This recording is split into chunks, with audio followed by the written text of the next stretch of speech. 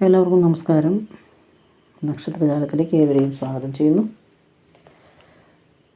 നമ്മൾ ചിങ്ങമാസം സെപ്റ്റംബർ ഈ മാസത്തിൽ രാശികൾക്ക് സംഭവിക്കുന്ന ചെറിയ മാറ്റങ്ങൾ പറയുന്നുണ്ട്. അതാണ് പറഞ്ഞുകൊണ്ടിരിക്കുന്നത്. ഇന്ന് നമ്മൾ ഭരണി, കാർത്തിക, രോഹിണി 3 നാളുകളാണ് പറയുന്നത്.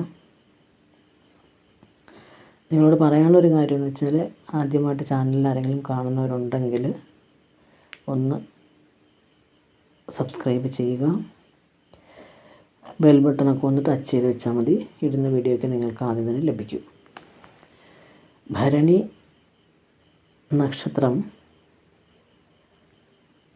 എല്ലാ കാര്യങ്ങളിലും മുഴുകുന്നൊരു സമയമാണ് ഈ ഒരു മാസം.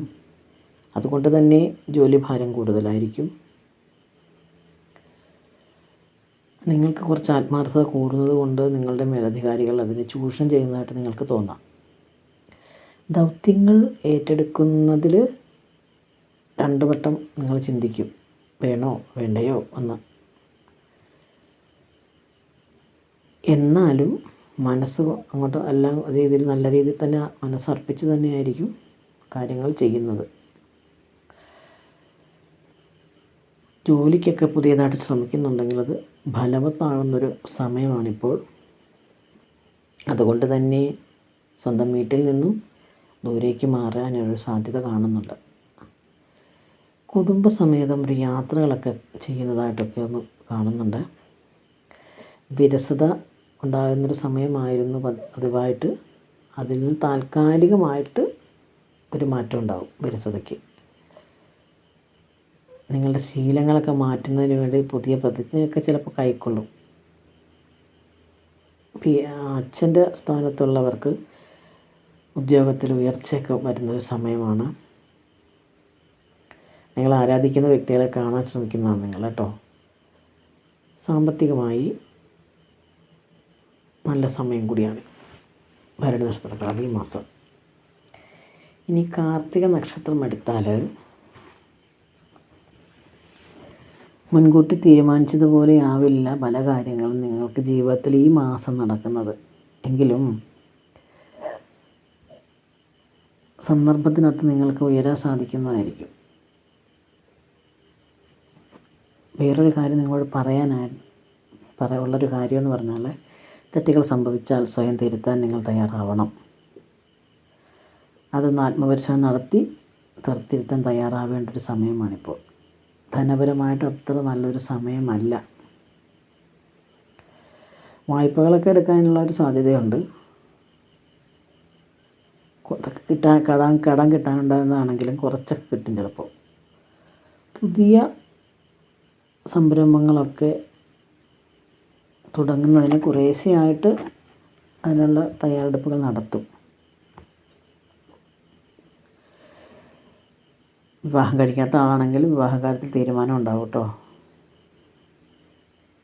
ആഡംബര കാര്യങ്ങൾക്ക് വേണ്ടി നിങ്ങൾ ഒരുപാട് ചിലവ് ചെയ്യും. സഹപ്രവർത്തകർക്കൊക്കെ നിർദ്ദേശം കൊടുക്കുന്നതിലൊക്കെ നിങ്ങൾ മിടുക്കനായിരിക്കും, അല്ല മിടുക്കിയായിരിക്കും. ചൊവ്വ പഞ്ചമഭാവത്തിൽ നിൽക്കുന്നത് കൊണ്ട് തന്നെ മക്കൾക്ക് കുറച്ച് പിടിവാശി കൂടുതലായിരിക്കും. അതുകൊണ്ട് തന്നെ മനക്ലേശം ഉണ്ടാവാൻ സാധ്യതയുണ്ട്. മാസം പകുതിയോടുകൂടി നിങ്ങൾക്ക് നല്ല സമയം, ഗുണഫലങ്ങളും ഉണ്ടാകും.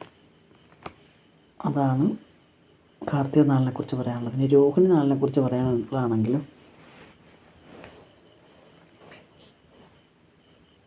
ആദ്യത്തിന് 5-ലും 4-ലും സഞ്ചരിക്കുന്നുണ്ട്.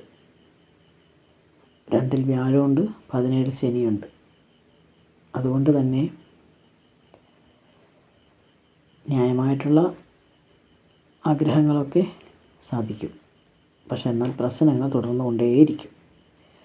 പരിഹാര മാർഗങ്ങളും കണ്ടെത്തും. അധിക ജോലി ഭാരം നിങ്ങളെ വിഷമിപ്പിക്കാൻ സാധ്യതയുണ്ട്. ഇപ്പോൾ ചെയ്തുകൊണ്ടിരിക്കുന്ന ജോലി ഉപേക്ഷിച്ചിട്ട് പുതിയത് നോക്കാനൊക്കെ ഒരു ശ്രമം നടത്തും. പക്ഷെ അതിനുള്ളൊരു അനുകൂല സമയമല്ല നിങ്ങൾക്കിപ്പോൾ. അത് ഓർക്കുക. വേതന വർധനവ്, അതായത് ശമ്പളത്തിൽ വർധനവ് ഉണ്ടാകാൻ സാധ്യതയില്ല. ചെറുതായിട്ട് മാത്രമേ ഉണ്ടാകുള്ളൂ. ബിസിനസ്സിനൊക്കെ വളർച്ച ഉണ്ടാകും. ഉപഭോക്താക്കളൊക്കെ നിങ്ങളുടെ ആ ഒരു സേവനത്തിൽ തൃപ്തിയായിരിക്കും. കുടുംബ ബന്ധത്തിലൊക്കെ നല്ല ശക്തമായിട്ട് മുന്നോട്ട് പോകും. മക്കളുടെ കാര്യത്തിൽ ഇച്ചിരി അതൃപ്തി കൊണ്ടുണ്ടാവും. അതുകൊണ്ട് തന്നെ മനോവിഷമം ഉണ്ടാകാൻ സാധ്യതയുണ്ട്. കൂട്ടായ ചർച്ചകളും ഒത്തുചേരലും ഒക്കെ അതിനുള്ള അവസരം വരും. അതൊക്കെ നല്ലതാണ്. സാമ്പത്തികമായിട്ട് വലിയ കുഴപ്പമില്ല. ബന്ധുക്കളൊക്കെ വരുന്നത് കൊണ്ട് തന്നെ ആഘോഷങ്ങളാക്കുന്നു. വീട്ടിലെ കാര്യങ്ങളും എല്ലാ കാര്യങ്ങളും മനസ്സിന് സന്തോഷം തരുന്നതായിരിക്കും.